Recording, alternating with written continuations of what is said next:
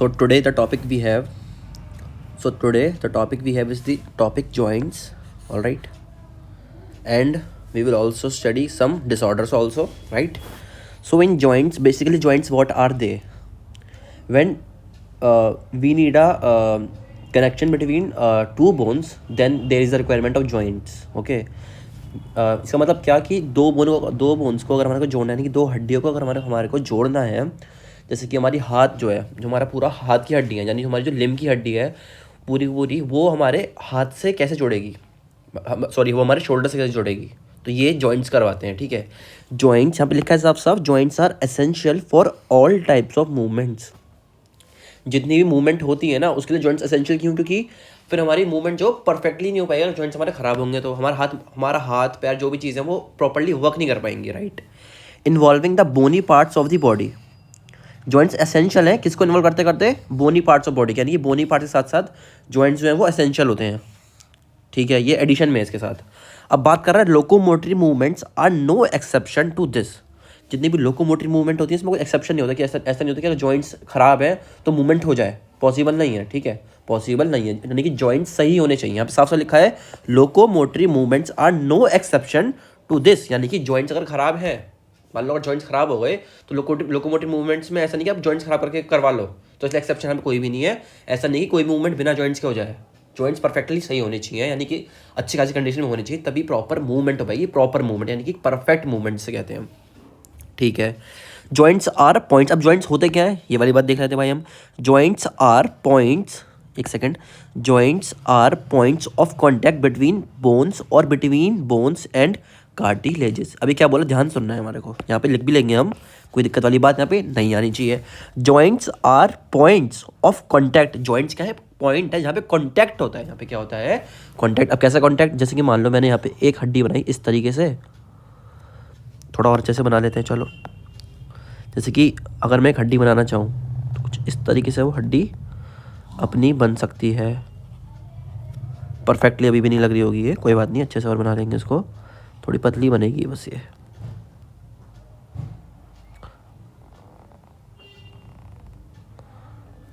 इस तरह से मान लो मेरे पास एक हड्डी है, ठीक है। अब इस हड्डी में क्या सीन है यहाँ पे वो देखते हैं हम पहले तो। इसका कलर मैं चेंज करना चाहूँ तो ऐसे कर सकता हूँ, इसको डुप्लीकेट कर लेंगे ताकि दिखा सके हम जॉइंट्स यहाँ पे कैसे होते हैं। तो ये जो दो हड्डी हैं अब ये कैसे जुड़ेंगी, इनके बीच में कैसे, मान लो मैं इस हड्डी को मूव करवाना है, मान लो ये हमारी हाथ की हड्डी है और मैं शोल्डर की हड्डी, तो उसको मूव करवाना है, तो इसको मूव करने के लिए हमें कुछ ऐसी चीज़ होनी चाहिए जिसके थ्रू वो मूव कर सके बेसिकली, ठीक है। मैंने क्या बोला, वो मूव कर सके यार।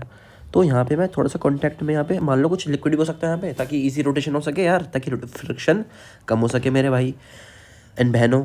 Joints are points of contact between bones, यानी कि बिटवीन बोन्स, या तो दो बोन्स के बीच में, और बिटवीन बोन्स एंड कार्टिलेज, यानी कि बोन्स और कार्टिलेज भी हो सकती हैं, बोन्स एंड कार्टिलेज भी हो सकती हैं।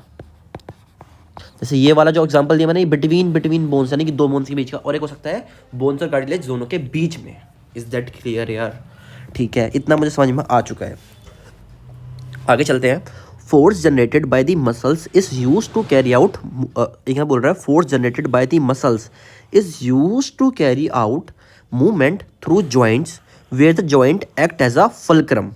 जॉइंट्स का सेट करेंगे एक फल्क्रम, यानी फल्क्रम का मतलब क्या होता है कि जो मसल से हमारा फोर्स लगा है ना, उस फोर्स को वो आगे भेजेंगे, यानी कि उस फोर्स को वो बेसिकली वे प्रोवाइड करेंगे फॉर दी मूवमेंट, यानी कि जो हमने भाई जो मसल्स ने फोर्स लगा है, जो मसल्स ने फोर्स जनरेट करा। जैसे मान लो अगर मुझे अपने हाथ को हिलाने पे मेरे शोल्डर ने क्या करा, शोल्डर की मसल से फोर्स लगाया।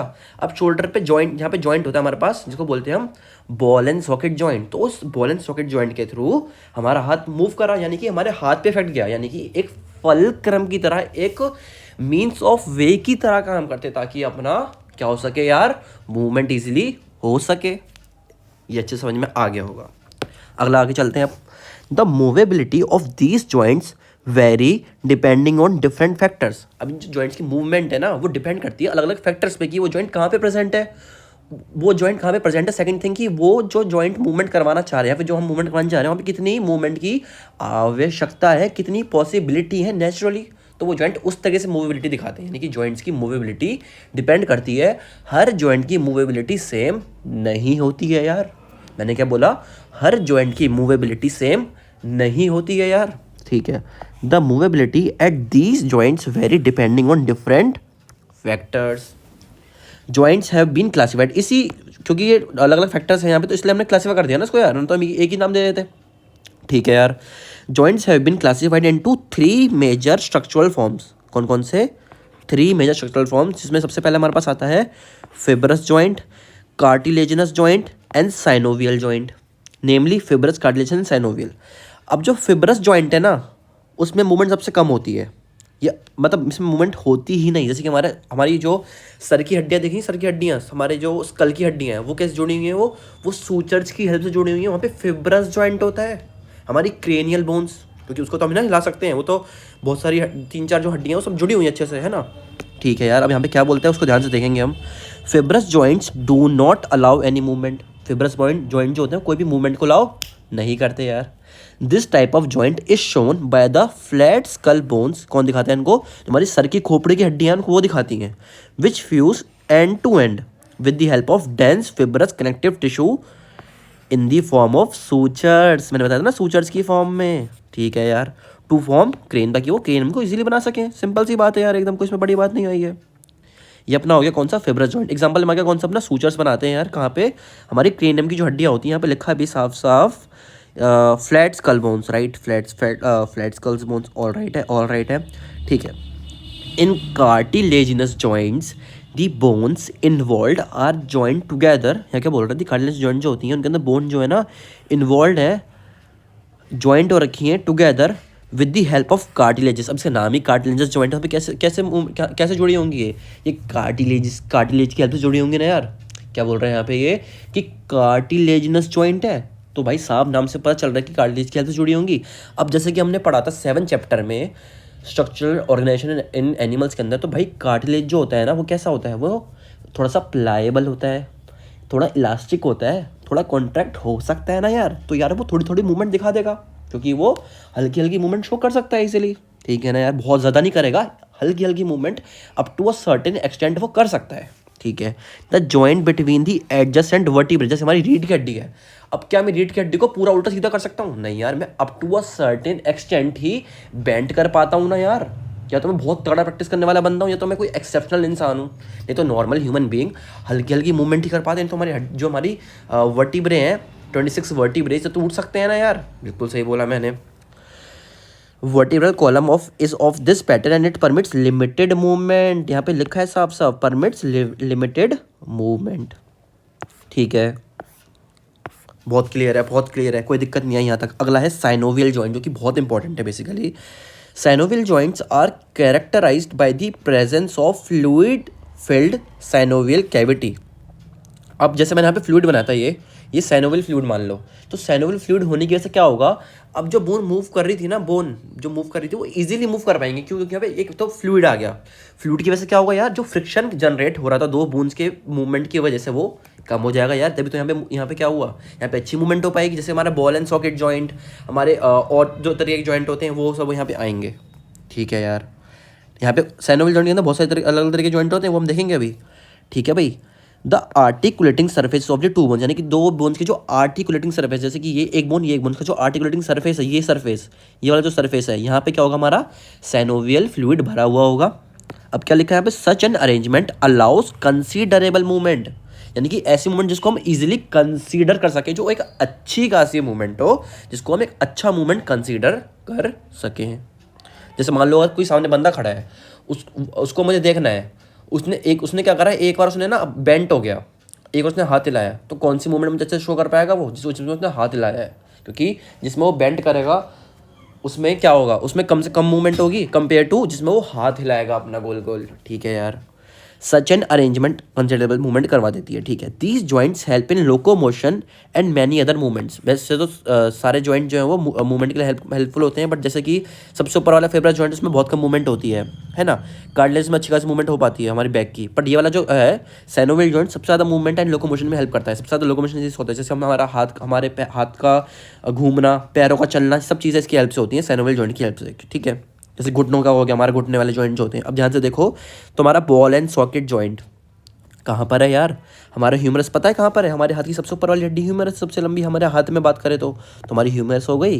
एंड पेक्टोरल गडल यानी कि हमारा क्लेविकल एंड स्कैपुला में जो कैविटी बनती थी ना, कौन सी कैविटी बनती थी वो? Acromion process. तो उसके अंदर धंसता था वो हमारा, ठीक है। तो वहाँ पे ह्यूमरस और पेक्टोरल गडल के बीच में जॉइंट जो बनता था उसको बोलते हैं बॉल एंड सॉकेट जॉइंट, ठीक है। अगला हमारा है हिंज जॉइंट।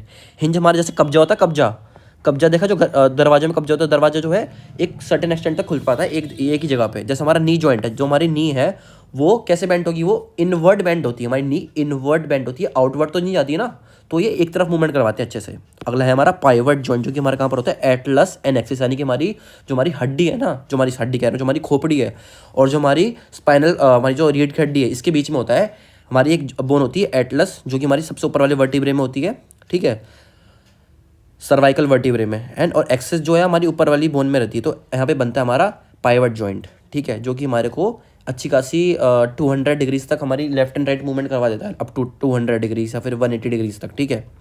अगला हमारे पास ग्लाइडिंग जॉइंट है, ग्लाइडिंग, जिसके अंदर क्या होती है? ग्लाइडिंग होगी। तो यहाँ पे देखो क्या होगा, ये होगा बिटवीन कार्पल्स। जैसे हमारे जैसे एक ग्लाइडर होता है, ग्लाइडर का जो है एक तरफ खुलता है वो ऐसे, जब हमारे हाथ खुलते तो एक ग्लाइडर की तरह उनके जो पंजे वो चौड़े चौड़े हो जाते हैं। तो यहाँ पे उससे हम लगा सकते हैं इजीली एग्जांपल की हमारे जो कार्पल्स होते हैं, देखो हमारे कार्पल्स कहाँ पर है? हमारे यहाँ पर कार्पल्स दिख रहे हैं ये, तो ये कार्पल्स में आ जाएगा, ठीक है। हमारे हाथों में कार्पल्स होते हैं, उनकी बात कर रहे हैं। या हमारे पैरों की बात करें तो जहाँ पैरों में हल्की हल्की रोटेशनल मूवमेंट होती है, हमारे कार्पल्स में हल्की हल्की रोटेशनल मूवमेंट होती है, उनके बारे में बात कर रहे हैं। अब बात करें सैडल जॉइंट, सैडल, सैडल कहाँ पर होगा? हमारा कार्पल एंड मेटाकार्पल में, यानी कि हमारे जो उंगलियाँ हैं और जो हमारे मेटाकार्पल है उसके बीच में। जो हमारी ये है कार्पल है, यानी कि जो हमारी वो है रिस्ट है, रिस्ट और जो हमारा हाथ है इसके बीच में जो मूवमेंट हो रही है, इसको बोलेंगे हम कौन सा? सैडल जॉइंट, ठीक है। मेटाकार्पल ऑफ थंब, थंब के बारे में बात कर रहा है, जो तुम्हारा मेटाकार्पल थंब के बारे में बात कर रहा है, ठीक है। आर सम एग्जाम्पल्स, ठीक है। ये चीज़ इजीली क्लियर हो गई होगी।